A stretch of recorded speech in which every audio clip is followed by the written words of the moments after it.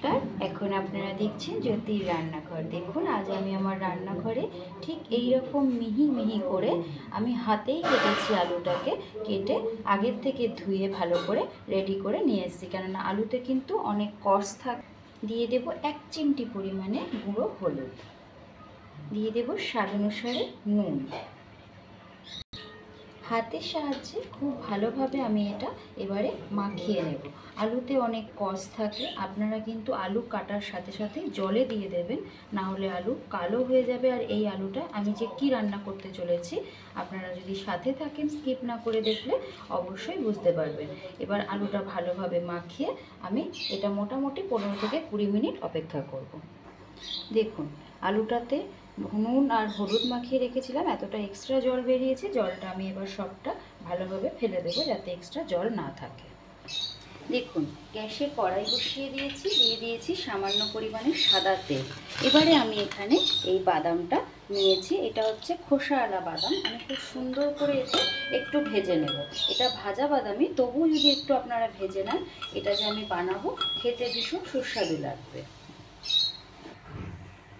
দেখুন, তবে বাদামটা কিন্তু খুব বেশিক্ষণ ভাজবেন না, তাহলে এমনিতেই ভাজা বাদাম পুড়ে যাবে। গ্যাসের ফ্লেমটা কমিয়ে দিয়ে 3 থেকে 4 মিনিট মতন বা 3 থেকে 4 মিনিট মতন এরকম নেড়ে নেবেন, তাহলেই বাদামটা হয়ে যাবে। এবার আমি সব বাদামগুলো তুলে নেব। ওই তেলের মধ্যেই দিয়ে দেবো এইটুকু কারি পাতা। কারি পাতাটা আমি খুব ধুয়ে নিচ্ছি। দেখুন, কারি পাতাটাও খুব সুন্দর ভাজা হয়ে গেছে। এবার আমি কারি পাতাটাও তুলে নেব তেল থেকে। গ্যাসে ওই কড়াইয়ের মধ্যে আমি আরও তেল দিয়ে দিয়েছি। তেল কিন্তু খুব বেশি হাই হিট হবে না। আর আলুগুলো আমি যা নিয়েছিলাম, এই যে আলুগুলো, এবার এর মধ্যে ঠিক মাঝখানটা খুব আস্তে আস্তে, এই সময় কিন্তু গ্যাসের ফ্লেমটা সম্পূর্ণ কমিয়ে রাখবেন। কমিয়ে রেখে দিয়ে দিতে হবে। দিয়ে দেওয়ার পরে কিন্তু একদমই খুব বেশি নাড়াচাড়া করার দরকার পড়ে না, এটা একা একাই যেতে থাকবে।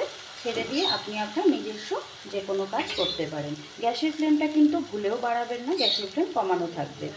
আর এখানে যে কারি পাতাটা তেলে দেওয়ার সাথে সাথে যে চিরিক চিরিক শব্দটা হলো, এটা ভয় পাওয়ার কিছু নেই। ওটায় তেল ছিটবে না, শুধু একটু শব্দ হবে।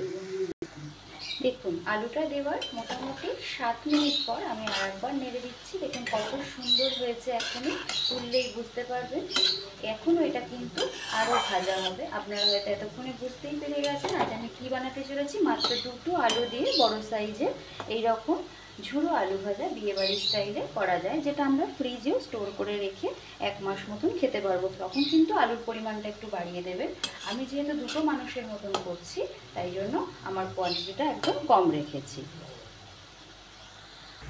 দেখুন, আলু ভাজাটা কিন্তু সম্পূর্ণ রেডি হয়ে গেছে। এর থেকে বেশি কিন্তু ভাজতে যাবেন না, তাহলে পরে এটা পুড়ে যাবে।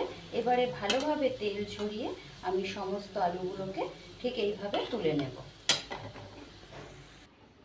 দেখুন, তৈরি হয়ে গেল ভীষণ সুস্বাদু বিয়েবাড়ির স্টাইলে মুচমুচে ঝুড়ো আলু ভাজা।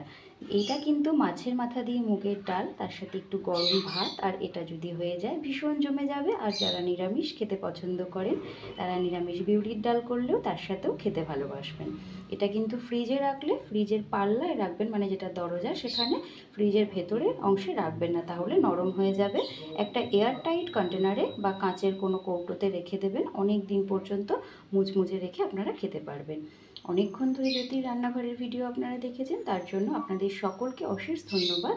আপনারা সকলেই ভালো থাকবেন, সুস্থ থাকবেন। যদি আমার রান্না ভালো লাগে, দয়া করে একটা লাইক, কমেন্ট, সাবস্ক্রাইব করবেন।